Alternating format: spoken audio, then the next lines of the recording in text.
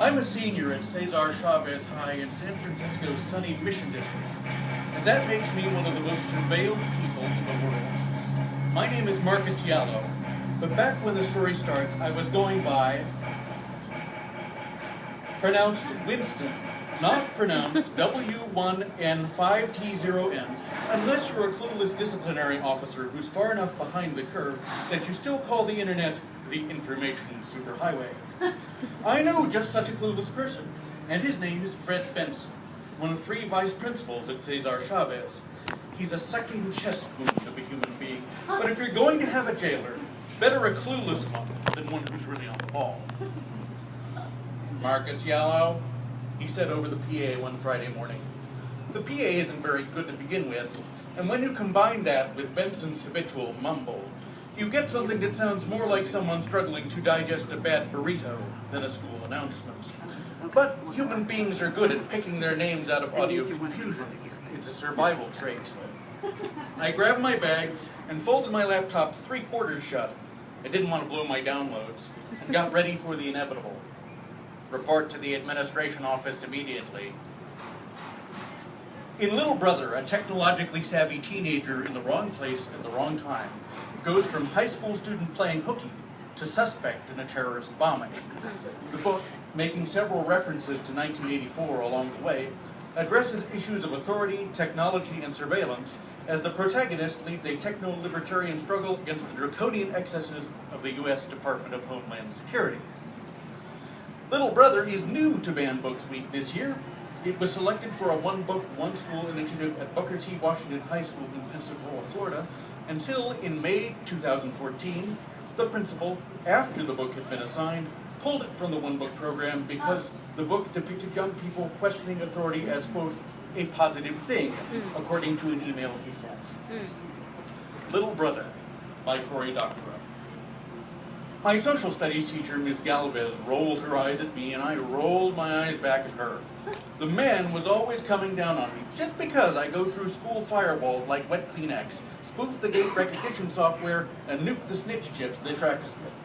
Galvez is a good type anyway, never holds that against me, especially when I'm helping get with her email so she can talk to her brother who's stationed in Iraq. My boy Daryl gave me a smack on the ass as I walked past. I've known Daryl since we were still in diapers and escaping from play school, and I've been getting him into and out of trouble the whole time. I raised my arms over my head like a prize fighter and made my exit from social studies and began the perk walk to the office. I was halfway there when my phone went. That was another no-no. Phones are muy prohibido at Chavez High. But why should that stop? I ducked into the toilet and shut myself in the middle stall. The furthest stall is always grossest because so many people head straight for it, hoping to escape the smell and the swick. The smart money and good hygiene is down the middle. I checked the phone. My home PC had sent it an email to tell me there was something new up on the Harajuku Fun Madness, which happens to be the best game ever invented. I grinned.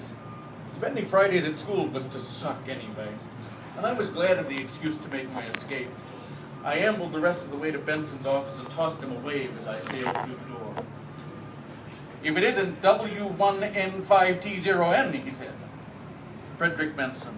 Social Security number 545032343, date of birth August 15, 1962, mother's maiden name Devona, hometown Petaluma, is a lot taller than me. I'm a runty 5'8", while he stands 6'7", and his college basketball days are far enough behind him that his chest muscles have turned into saggy man boobs that were painfully obvious through his freebie.com polo shirts. He always looks like he's about to slam dunk your ass, and he's speaking into raising his voice for dramatic effect. Both these start to lose their efficacy with repeated application. Sorry, nope, I've never heard of this R2-D2 character of yours. W1N5T0N, he said, spelling it out again. He gave me a hairy eyeball and waited for me to wilt. Of course it was my handle, it had been for years.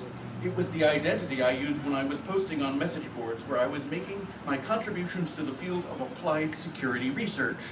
You know, like sneaking out of school, disabling the Minder tracer on my phone.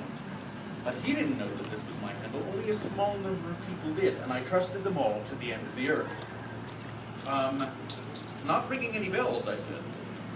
I've done some pretty cool stuff around school using that handle. I was very proud of my work on snooze tag killers, and if he could link the two identities, I'd be in trouble. No one at school ever called me W1N5T0N or even Winston, not even my pals. It was Marcus or nothing. Benson settled down behind his desk and tapped his class ring nervously on his blotter. He did this whenever things started to go bad for him. Poker players called stuff like this a tell, something that let you know what was going on in the other guy's head. I knew Benson's tells backwards and forwards. Marcus, I hope you realize how serious this is. I will just as soon as you explain what this is, sir. I always say sir to authority figures when I'm messing with them. It's my own tell. He shook his head at me and looked down. Another tell. Any second now, he was going to start shouting at me. Listen, kiddo, it's time you came to grips with the fact that we know about what you've been doing and that we're not going to be lenient about it. You're going to be lucky if you're not expelled before this meeting is through. Do you want to graduate? Mr. Benson, you still haven't explained what the problem is. He slammed his hand down on the desk and then pointed his finger at me. The problem, Mr. Gallo, is that you've been engaged in criminal conspiracy to subvert this school's security system, and you have supplied security countermeasures to your fellow students. You know that we expelled Garciero Uriarte last week for using one of your devices.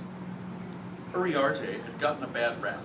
She'd bought a radio jammer from a head shop near the 16th Street BART station, and it had set off the countermeasures in the school hallway. Not my doing, but I felt for her. And you think I'm involved in that? We have reliable intelligence indicating that you are W1N5T0N. Again, he spelled it out. And I began to wonder if he hadn't figured out that the 1 was an I and the 5 was an S. We know that this W1N5T0N character is responsible for the theft of last year's standardized tests. That actually hadn't been me. It was a sweet hack, and it was kind of flattering to hear it attributed to me, and therefore liable for several years in prison unless you cooperate with me. You have reliable intelligence. I'd like to see it. He glowered at me. Your attitude isn't going to help you. If there's evidence, sir, I think you should call the police and turn it over to them. It sounds like this is a very serious matter, and I wouldn't want to stand in the way of a proper investigation by the duly constituted authorities. You want me to call the police? And my parents, I think. That would be for the best. We stared at each other across the desk. He clearly expected me to fold the second he dropped the bomb on me. I don't fold. I have a trick for staring down people like Benson. I look slightly to the left of their heads and think about the lyrics to old Irish folk songs, the kinds with 300 verses. It made me look perfectly composed and unworried. And don't know there was a wing, a rare wing, a bird, and the egg, and the nest, the twig, and the twig, and the branch, and the tree, and the tree, and the hole, the bog, and the bog, down the valley, the hole, the bog, the bog, down the valley. You can return to class now. I'll call you once the police are ready to speak to you. Are you going to call them now? The procedure for calling the police is complicated. I hope that we could settle this fairly and quickly, but since you insist, I can wait while you call it is all. I don't mind. He tapped his rig again, and I braced for the blast. Go! He yelled. Get the hell out of my office, you miserable little... I got out, keeping my expression neutral. He wasn't going to call the cops. If he'd had enough evidence to go to the police with, he would have called them in the first place. He hated my guts. I figured he'd heard some unverified gossip and hoped to spook me into confirming it.